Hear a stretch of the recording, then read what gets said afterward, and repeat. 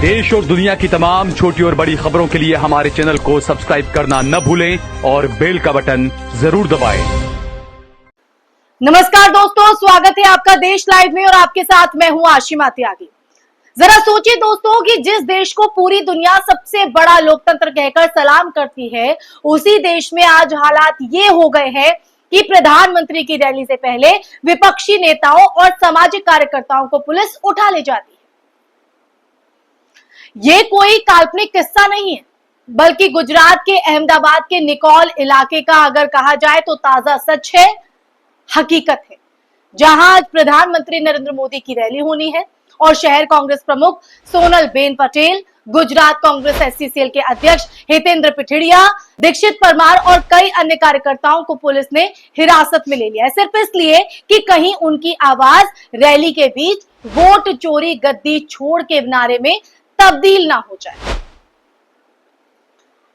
आज इसी पर बात करेंगे। उससे पहले इंसाफ की आवाज को बुलंद करने के लिए और सच्ची पत्रकारिता के लिए आप लोगों से अपील, हमारा सहयोग करें, यानी देश लाइव का सहयोग करें। साथ ही डिस्क्रिप्शन में दिए गए लिंक को ओपन कर ज्वाइन बटन दबाकर आप हमसे सीधा जुड़ सकते हैं, यानी देश लाइव से सीधा जुड़ सकते हैं। संवाद का ये सिलसिला यूं ही जारी रहे दोस्तों, तो अपना ज्यादा से ज्यादा योगदान और ज्यादा से ज्यादा सहयोग हमारा कीजिए।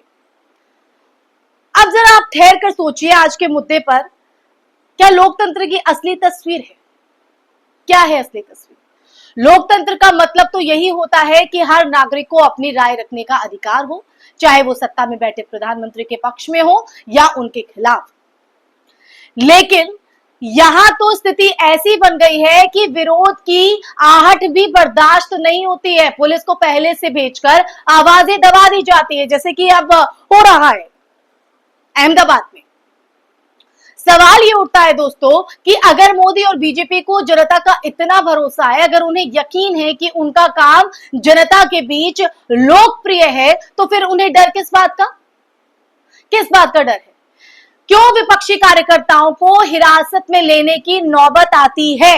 ये सवाल इसलिए है दोस्तों क्योंकि निकोल को आज दुल्हन की तरह सजाया गया है। सड़कें धोई जा रही हैं, बड़े बड़े होर्डिंग्स लगाए जा रहे हैं, कटआउट लगाए जा रहे हैं और फूल मालाओं से जगह जगह को जो है वो सजाया जा रहा है। क्यों? क्योंकि देश के सबसे बड़े ब्रांड एम्बेसडर आने वाले हैं। ये वही ब्रांड एम्बेसडर है जो हर चीज को अपना चुनावी स्टंट बना देते हैं, चाहे वो सिंदूर का विज्ञापन हो या करोड़ों का सरकारी प्रचार। दोस्तों, रिपोर्ट्स कहती है कि सिर्फ गुजरात में मोदी के प्रचार पर 8 करोड़ रुपए खर्च हो चुके हैं। ये पैसे किसके हैं? जनता के, हमारे और आपके। लेकिन उसी जनता के जिन कार्यकर्ताओं ने सवाल उठाने की कोशिश की, उन्हें हिरासत में डाल दिया गया। यह है आज की हकीकत कि अगर आपने आवाज उठाई, सवाल किया, तो आपको ऐसी सलाखों के पीछे कर दिया जाएगा। अब यह सवाल सिर्फ गुजरात का नहीं रहा है, देश भर में अब लोग पूछने लगे हैं, सवाल करने लगे कि क्या वाकई वोटों की चोरी हुई है? क्योंकि राहुल गांधी लगातार आरोपों और सबूतों के साथ सामने आ रहे हैं। बिहार से लेकर उत्तर प्रदेश और अब गुजरात तक वोट चोर गद्दी छोड़ का जो नारा है वो गूंज रहा है, बुलंद हो रहा है। और इसी नारे से बीजेपी डर रही है और यही नारा बीजेपी की गले की हड्डी बन चुका है, या ये कह सकते हैं। बीजेपी और मोदी शाह की जो पूरी रणनीति अब इसी डर के इर्द गिर्द घूमती नजर आ रही है। कैसे? दरअसल इस नैरेटिव को कहीं ना कहीं दबाया जाए, कैसे ना कैसे राहुल की बातों का जवाब दिया जाए, कैसे जनता को दूसरी दिशा में मोड़ा जाए। लेकिन असली दिक्कत अब दोस्तों ये है कि जितना दबाने की कोशिश हो रही है ना, ये आवाज उतनी ही तेज होकर सामने आ रही है और इसी से अब बीजेपी बौखलाई हुई है। याद कीजिए, इतिहास में भी जब जब सत्ता ने विरोध की आवाजों को कुचलने की या दबाने की कोशिश की, वो आवाजें और बुलंद होकर बाहर निकली। इंदिरा गांधी के दौर की इमरजेंसी इसका सबसे बड़ा उदाहरण है, सबसे बड़ा उदाहरण। तब भी अखबारों पर ताले लगे, पत्रकारों को जेल में डाला गया, विपक्षी नेताओं को हिरासत में रखा गया। और इसकी तो कहीं ना कहीं मिसाल और उदाहरण देती है बीजेपी। लेकिन नतीजा क्या हुआ? जनता ने समय आने पर अपनी ताकत दिखाई और सत्ता की चूल्हे हिलाकर रख दी।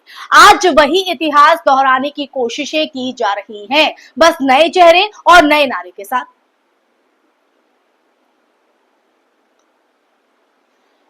गुजरात बीजेपी का गढ़ माना जाता है, लेकिन अब वहीं से यह संदेश जा रहा है कि लोग सवाल कर रहे हैं। मोदी की हर रैली को जनसभा की जगह जन सेवक के बचाव की रैली माना जाने लगा है। और अगर विपक्षी आवाजें इतनी खतरनाक लग रही हैं कि पहले से गिरफ्तारी करना पड़ रहा हो, तो ये डर की राजनीति का सबसे बड़ा सबूत है दोस्तों, सबसे बड़ा सबूत। राहुल गांधी जिस वोट चोरी के मुद्दे को बार बार उठाते हैं, बार बार साक्ष्य के साथ सामने रखते हैं, उसे बीजेपी मजाक बताकर टालना चाहती थी। लेकिन आज ये मुद्दा देश भर में बहस का केंद्र बन गया है, या हर किसी के जहन में बैठ गया है एक बड़े प्रश्न चिन्ह के साथ। गांव-गांव में, कस्बों में, सोशल मीडिया पर, हर जगह लोग ये पूछ रहे हैं कि क्या सच में चुनाव आयोग की पारदर्शिता पर सवाल उठ रहे हैं?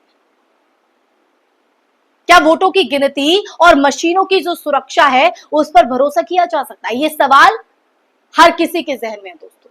इसलिए इन्हीं सवालों के इर्द गिर्द ये चर्चा हम आज लेकर आए।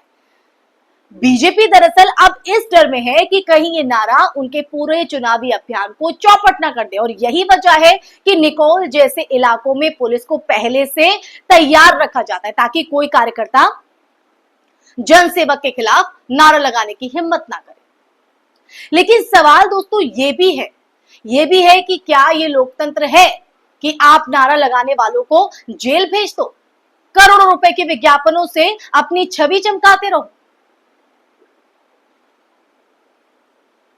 ये तमाम सवाल इस वक्त बन रहे हैं दोस्तों। ये लड़ाई सिर्फ कांग्रेस बनाम बीजेपी की नहीं है, ये लड़ाई लोकतंत्र बनाम तानाशाही की है। ये लड़ाई जनता की आवाज बनाम सत्ता की जबरदस्ती की है।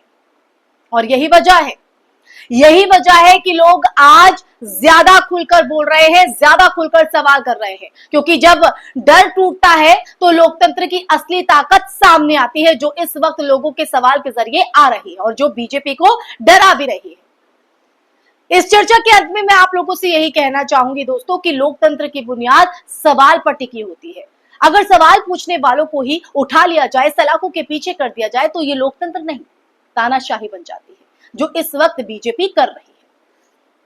और कहा जाता है कि जब तानाशाही हद से ज्यादा आगे बढ़ती है तो जनता का जनमत ही सबसे बड़ा हथियार बनता है।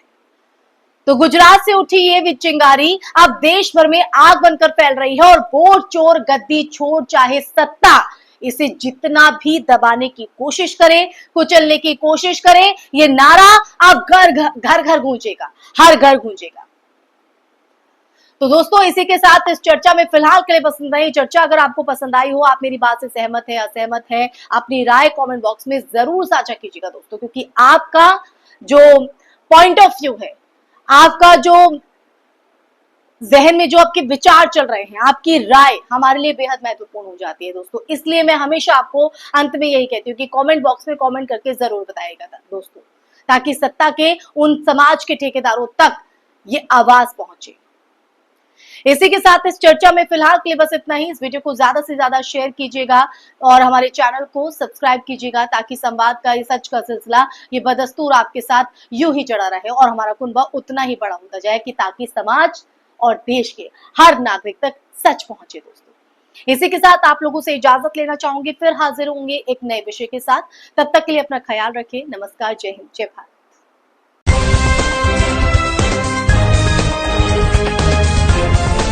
देश और दुनिया की तमाम छोटी और बड़ी खबरों के लिए हमारे चैनल को सब्सक्राइब करना न भूलें और बेल का बटन जरूर दबाएं।